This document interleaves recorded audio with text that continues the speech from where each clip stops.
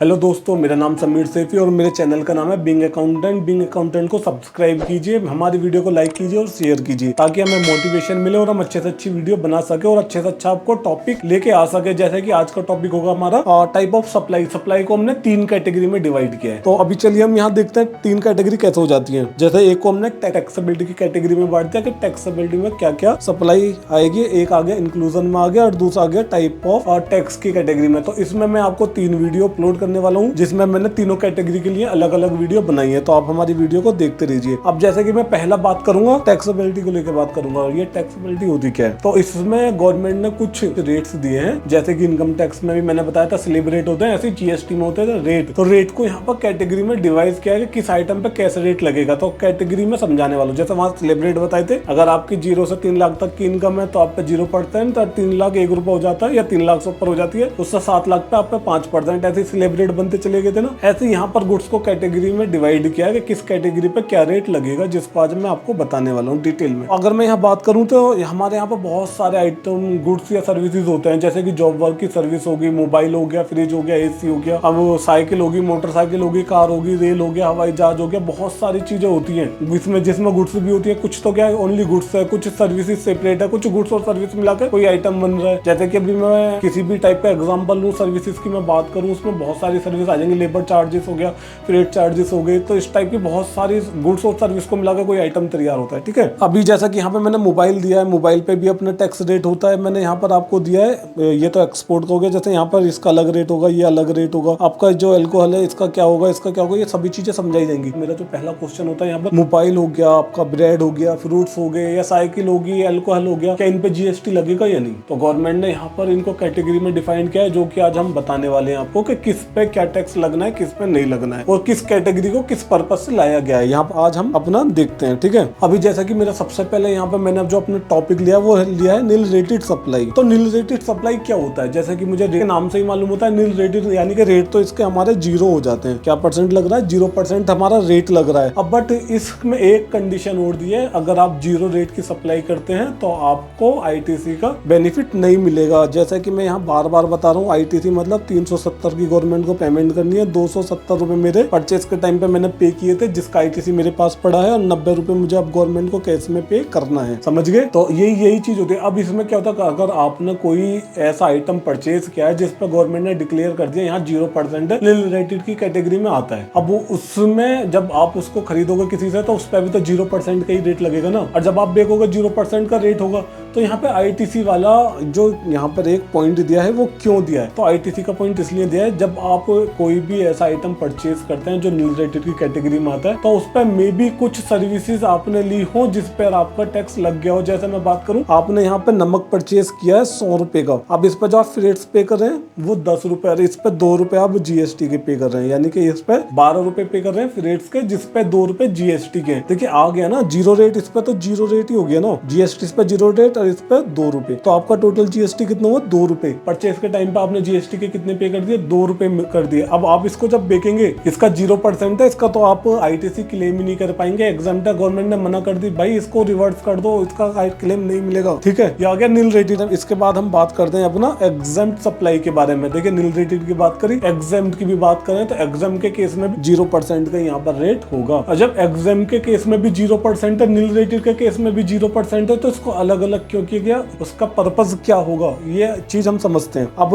हम यहाँ पर बात करते हैं, ये नो टैक्स, ये टैक्सेबल भी नहीं है और इस पर आईटीसी भी आप क्लेम नहीं कर सकते। भाई ये 2 पॉइंट तो आपके सेम आते हैं ना, इसको समझते हैं 2 पॉइंट को। जो मेन पॉइंट है कि पहला तो यह है कि इस पे 0% का रेट होगा, दूसरा यह है कि इसका आईटीसी आपको मिलेगा ही नहीं। आईटीसी क्यों नहीं मिलेगा, कि जब हम सेल कर रहे हैं उस पर हम पे ही नहीं कर रहे रेट, तो हम उसका बेनिफिट आपको क्यों दें। अब जैसे कि मैंने बताया, जब हम खरीद भी 0 पे ही रहे हैं, अब बेच भी 0 पे रहे हैं, तो बट कुछ सर्विसेज ऐसी होती है जिस पे जीएसटी लग जाता है, जैसे कि मैंने अपने पिछले एग्जांपल पे आपको बताया था। बट ये एग्जाम्प्ट कैटेगरी में क्या ऐसा है खास जो वो उससे अलग बनाती है, तो उसको अलग करने के लिए गवर्नमेंट ने दिया है कि कुछ आइटम्स ऐसे हैं जो बेसिक आइटम्स है और उस पर गवर्नमेंट ने बोल दिया कि इस पे तो हम टैक्स लेंगे ही नहीं, आगे भी नहीं लेंगे। जैसे कि इस पे नहीं लिया जा रहा था आपका नील रेटेड के केस में, इसमें भी नहीं लेंगे, आगे भी नहीं लेंगे। बट नील रेटेड के केस में वहां पर एक 0% का रेट दिया हुआ है, गवर्नमेंट के रेट होते हैं अपने, तो उसमें एक 0% आता है, फिर 5%, 18%, 12%, 28% ऐसा रेट होता है, तो उस पर 0% का रेट लगाया। यहाँ पर बोला है कि यहाँ पर तो भाई 0% भी नहीं लगना, हटा दो, यहाँ पे हम जीएसटी लेंगे ही नहीं। एग्जाम में बोला हम जीएसटी नहीं लेंगे, 0% पे भी नहीं लेंगे, कुछ भी पे उसमें भी नहीं करना पड़ेगा, पर एग्जाम के केस में भी पे नहीं करना पड़ेगा। बट यहाँ पर बोलती है गवर्नमेंट कि यहाँ पर हम लेंगे ही नहीं, बट इसमें कुछ आइटम ऐसे आ जाते हैं बहुत जो बेसिक नीड्स होती है किसी भी पर्सन की या इंसान की, ठीक है, तो उसके लिए गवर्नमेंट ने उसको एग्जाम कैटेगरी में डाला है। अब इसमें डिफरेंस आ जाता है, नील कैटेगरी में रेट दिया हुआ है 0% का, गवर्नमेंट एक नोटिफिकेशन लाएगी और उसको कभी भी इस रेट को चेंज कर देगी। एक नोटिफिकेशन मींस पब्लिकली अनाउंस करेगी कि यहाँ जो 0% लगता था किसी भी प्रोडक्ट को लेकर, जैसे कि साल्ट की मैं बात कर दूं, उस पर 0% लगता था, 0% की जगह इस पर 5%, 12%, 18% जो भी रेट है वो लगा देगी। बट इसके केस में क्या होगा, एग्जाम के केस में गवर्नमेंट ऐसे ही रेट नहीं अपना लगा सकती इस पर, ये एग्जाम है, ये जीएसटी से अभी इसको मतलब जीएसटी की कैटेगरी में आइटम कैटेगरी से जो रेट लगेंगे उससे बाहर क्या है, उस लिस्ट से जहाँ रेट लगते हैं, तो उस लिस्ट से बाहर गया, उस लिस्ट में ऐड करने के लिए एक बहुत लॉन्ग प्रोसीजर है जिसको फॉलो करेगी। उसके बाद में एक नोटिफिकेशन अपना जनरेट करेगी पब्लिकली अनाउंस करने के लिए, तब जाके इस पर रेट लगाया जा सकता है। फिलहाल तो मैं ये बोलूंगा कि इस पर गवर्नमेंट रेट ही नहीं लगा सकती कोई भी, उस पर रेट लगा सकती है, अभी 0% है, बाद में बढ़ भी सकता है, ठीक है। अभी इसमें एक कैटेगरी आ जाती है non GST supply. Non GST supply means इस पे भी आपको टैक्स पे नहीं करना है, जीएसटी इस पे करना ही नहीं है, समझ गया। अभी इस कैटेगरी में भी मैं बोल सकता हूँ यहाँ भी 0% का रेट होता है, यहाँ पर आपको कोई जीएसटी की पेमेंट नहीं करनी, समझ गया। अब ये क्या बोला, supplied not under scope GST, यानी कि यहाँ जो गवर्नमेंट ने आइटम को ऐड किया इस कैटेगरी में वो जीएसटी में बोल सकते हैं, उस पर जीएसटी अप्लाई नहीं होगा, लोही अप्लाई नहीं होगा उस पर, यानी कि ना उस पर कोई आपको जीएसटी पे करना है ना कोई अदर टैक्स पे करना है जो कि जीएसटी में आता है, जैसे सेज हो गया, पेनल्टी होगी, कुछ भी पे नहीं करना है। तो सर अगर इस आइटम को बाहर निकाला गया है तो कुछ तो टैक्स लग रहा होगा, टैक्स लग रहे हैं इस पे, बट जो अलग टैक्स है सब पे अलग उसका दिया गया है, जैसे कस्टम, एक्साइज ड्यूटी, वो अलग अलग लगाए गए हैं, वो उनका एक अलग ही टॉपिक है। फिलहाल जीएसटी नहीं लगेगा, अदर टैक्स लगेंगे इन आइटम पे। जैसे कि यहाँ पर दो मेन आपका आइटम आ जाता है, एक तो आ जाता है एल्कोहल और दूसरा आ जाता है आपका पेट्रोल। क्या क्या, एल्कोहल और पेट्रोल। तो मैं अगर यहाँ बात करूँ एल्कोहल की, तो एल्कोहल में क्या होता है को जिससे एल्कोहल बनती है वो आइटम या एल्कोहल, ये दोनों ही जीएसटी कैटेगरी से बाहर कर दिए गए हैं। अभी जल्दी में एक बजट आया है 24-25 के लिए, जिसमें गवर्नमेंट ने जिससे एल्कोहल बनता है उन प्रोडक्ट को भी बाहर कर दिया है। पहले जीएसटी में था, अब उसको जीएसटी से बाहर कर दिया, उस पर टैक्स लगेगा, अदर टैक्स लगेंगे, जीएसटी नहीं लगेगा। पेट्रोल या पेट्रोल से रिलेटेड आइटम है तो उस पर भी आपका जीएसटी नहीं लगेगा, उस पर अदर टैक्स ही लगेंगे, ठीक है। इसके बाद में आता है सर ये जो अभी आपने हमें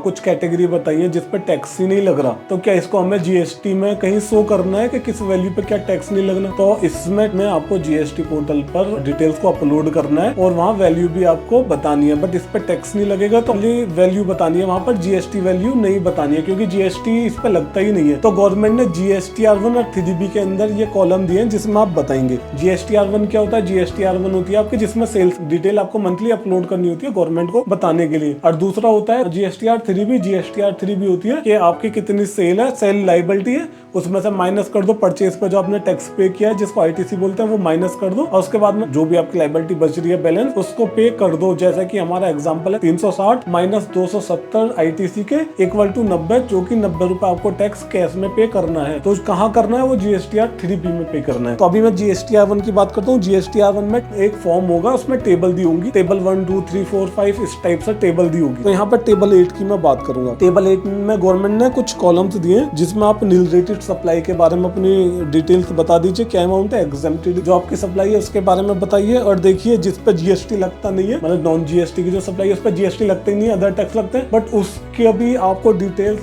जीएसटी पोर्टल पर देनी होगी, जैसे कि ये हमने यहाँ दे रखी है। ठीक है, तो कुछ हमारी भी ऐसा आइटम है जो जीएसटी की कैटेगरी में इंक्लूड है ही नहीं। मैं यहाँ पर बात करता हूँ GSTR3B की। GSTR3B क्या होता है? पहले आपको GSTR रिटर्न फाइल करनी है, उसमें जो आपके सेल्स के इनवॉइस है एक सेलर के वो अपलोड करने हैं, वो सेल के इनवॉइस बायर को शो हो जाएंगी, जो सेल की है वो बायर के पोर्टल पर शो हो जाएगी। अभी मैं बात करूंगा सेल को लेकर के किस कॉलम में क्या दिखाना है। तो GSTR1 में तो मैं बता चुका हूँ आपको नील रेटेड, एग्जेम्प्ट और नॉन जीएसटी कहाँ दिखाना है। अब मैं यहाँ बात करूँ इसको स्किप कीजिए, इसके बारे में बात करेंगे, इसको भी स्किप कीजिए। आपको नील रेटेड और एग्जाम्प्ट तो इस कॉलम में दिखाना है। आपकी जो सप्लाई है जो जीएसटी R1 में दिखाया है आपने, तो नील रेटेड और एग्जाम्प्ट तो यहाँ पर आ जाएगी, और आपकी एक आती है नॉन जीएसटी सप्लाई जो कि यहाँ आ जाएगी। हमारी हमने R1 में दिखाई थी वो यहाँ भी शो हो रही है, ये ऑटो पॉपुलेटेड शो हो जाती है जनरली। जैसे कि यहाँ पर अपना भी नॉन जीएसटी का जो हमने R1 में दिखाया था वो यहाँ पर शो हो रहा है। तो अब मैं बात करूंगा यहाँ पर टैक्सेबल सप्लाई के बारे में। टैक्सेबल सप्लाई क्या होता है? टैक्सेबल सप्लाई वो होती है जिस पर गवर्नमेंट ने टैक्स रेट लगाया है और टैक्स भी क्लेम कर रही है जीरो रेटेड को छोड़कर, क्योंकि जीरो रेटेड अपना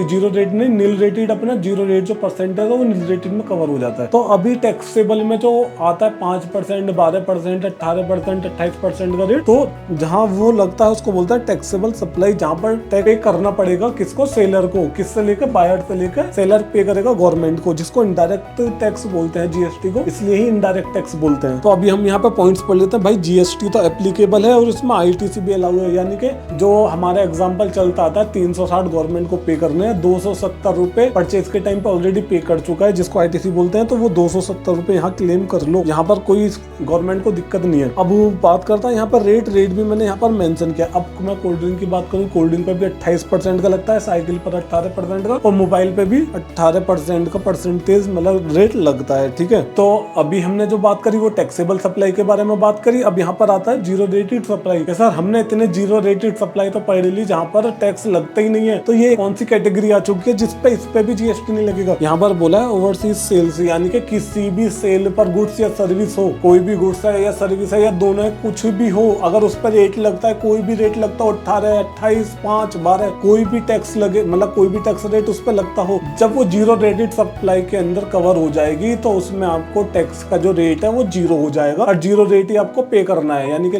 आपको जीएसटी जो पे करनी है वो 0% पे करनी है। इसका मतलब आपको जीएसटी पे नहीं करनी। 0% कोई रेट थोड़ी होता है कि जिससे कोई वैल्यू कैलकुलेट हो जाएगी, जीरो से आप कैलकुलेशन करेंगे तो जीरो ही आएगा। ठीक है, तो अब यहाँ पर जीरो रेटेड में कौन सी कैटेगरी आती है वो थोड़ा पढ़ लेते हैं। यहाँ पर रेट क्या होगा? 0% का कोई भी रेट लग रहा हो 0% की कैटेगरी में ऐड हो गया तो आपको 0% मतलब कोई भी रेट लग रहा हो 0% ही आपको देना है। अब आईटीसी क्लेम कर सकते हैं सर। अब क्या था पहले, जैसे एग्जाम्प्ट हो गया, नील रेटेड हो गया, उसमें हम कुछ टैक्स पे नहीं कर रहे गवर्नमेंट को, तो आईटीसी भी नहीं मिल रहा था। बट इसके केस में गवर्नमेंट ने बोला है आप आईटीसी क्लेम कर लो भैया। क्या करना है इसके केस में? आपको आईटीसी क्लेम करना है। देख रहे गवर्नमेंट ने कितना बेनिफिट दे दिया कि मुझे टैक्स रेट पे करना है, गवर्नमेंट उसको जीरो कर देती है जब मैं इस कैटेगरी में कवर हो जाता हूँ। अब उसके बाद में भी आईटीसी का भी बेनिफिट दे दिया, डबल नुकसान गवर्नमेंट का, समझ रहे हैं? अभी हम पढ़ते हैं ये गवर्नमेंट क्यों दे रही है। गवर्नमेंट ने बोला है अगर कोई भी आप गुड्स एक्सपोर्ट करते हो तो आप जीरो रेट के केस में कवर हो जाओगे, यानी कि आप कोई भी गुड्स या सर्विसेज एक्सपोर्ट करते हो तो आपको जो वहाँ टैक्स रेट देना होगा वो 0% का होगा। अब उसमें आप आईटीसी भी क्लेम कर लो। तो सर आप इतना मेहरबान क्यों हम पर? मतलब अगर हम एक्सपोर्ट कर रहे हैं, सेल ही तो कर रहे हैं जैसे इंडिया में करते हैं,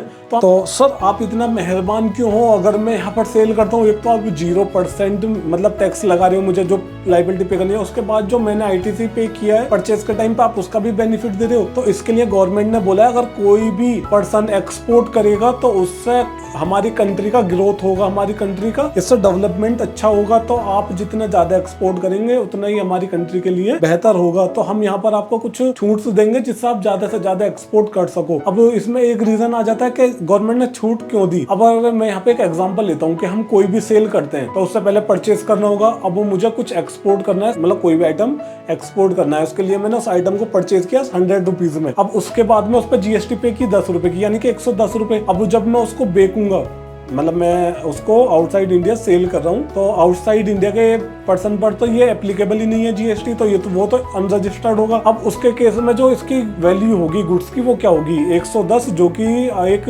मतलब जो सेलर है जो एक्सपोर्ट कर रहा है उसने पे किया परचेस, गुड्स परचेस करते टाइम पर उसने पे किया, उसने 110 रुपए पे किया। अब उसको 10 का बेनिफिट मिलेगा नहीं, तो उसकी कॉस्ट क्या होगी? गुड्स की जो वैल्यू होगी 110 रुपए होगी, और जब वो सेल करेगा 110 प्लस प्रॉफिट करके अपना सेल करेगा। अब इससे क्या हुआ, जो गुड्स की वैल्यू थी वो हाई होगी। अब जो इसको एक्सपोर्ट कर रहा है वो बंदा तो वो उसको एक्सपोर्ट तो कर देगा पर ज्यादा एक्सपोर्ट नहीं कर पाएगा, क्योंकि अदर कंट्रीज में वो गुड्स और सस्ता मिल रहा होगा। तो उस गुड्स की वैल्यू को कम करने के लिए गवर्नमेंट ने बोला कि हम आपसे टैक्स लेंगे ही नहीं, जिससे टैक्स इस गुड्स की वैल्यू बढ़े। टैक्स नहीं लेंगे तो गुड्स की वैल्यू भी नहीं बढ़ेगी। अब उसने क्या किया कि उसने बोला कि भाई 100 रुपए का माल खरीद के लाए हो, 10 रुपए जीएसटी के पे किए, तो गवर्नमेंट ने बोला कि 10 रुपए जीएसटी के हम तुम्हें रिफंड कर देंगे, इस पे ऐड मत करो, हम रिफंड कर देंगे आपको। तो आप 100 रुपए का मानो, उस पर प्रॉफिट जोड़ और दे दो। जब 100 रुपए प्लस 20 रुपए प्रॉफिट के 120 रुपए में माल बेच दिया, समझ रहे हैं। अगर उस पर ये बेनिफिट नहीं मिलता तो 120 प्लस 10 130 रुपए का ये गुड्स हो जाता, तो जिससे गुड्स की वैल्यू हाई हो जाती है और हमसे कोई हम मतलब ज्यादा एक्सपोर्ट कर भी नहीं पाते, क्योंकि हमसे कोई ये गुड्स खरीदता ही नहीं। ठीक है, प्राइस हाई होने की वजह से हमसे कोई गुड्स नहीं खरीदता, तो जिस वजह से गवर्नमेंट ने दिया है और उसका बोला है जो 9 रुपए उसका रिफंड मिल जाएगा। अब रिफंड को हम कैसे क्लेम कर सकते हैं उसका मैंने बताया, जैसे कि मैंने यहाँ पे एग्जांपल दिया 100 प्लस 10 रुपए आप कर रहे हो। अब यहाँ पर जाके गवर्नमेंट ने बोला है भाई 100 प्लस अपना प्रॉफिट जो लो की, जो कि हमारे एग्जांपल में था 120 रुपए हो गए जो टोटल मिलाकर। अब हमने जो ये 10 रुपए जीएसटी के हैं इसका क्या करना है सर, इसमें क्वेश्चन मार्क आ जाता है, इसका करना क्या है। तो इसका गवर्नमेंट ने सिंपल बोला है भाई 10 रुपए का मैं रिफंड कर दूंगी, आपके अकाउंट में आ जाएंगे। तो इसके लिए अगर मैं मतलब यहाँ पर अगर मैं एक्सपोर्ट करता हूँ, यहाँ पर जो रेट लगाऊंगा 0% लगाऊंगा, तो इसके लिए गवर्नमेंट ने कंप्लायंस रखा है जिसको बोलते हैं LUT, लेटर ऑफ अंडरटेकिंग। तो आपको पहले LUT फाइल करनी है, उसके बाद में आपको एक्सपोर्ट करनी है और 0% का आपको बेनिफिट लेना है। और ये जो आपके 10 रुपए है इसका रिफंड क्लेम कर लो। अब गवर्नमेंट ने यहाँ पर दूसरा भी एक टाइप दिया है कि आप इसका कैसे क्लेम कर सकते हैं। आपने 100 का गुड्स खरीदा प्लस 10 रुपए जीएसटी के पे किए, जब आप सेल करते हैं तो 110 यानी कि जो 100 रुपए प्राइस है गुड्स के प्लस जीएसटी,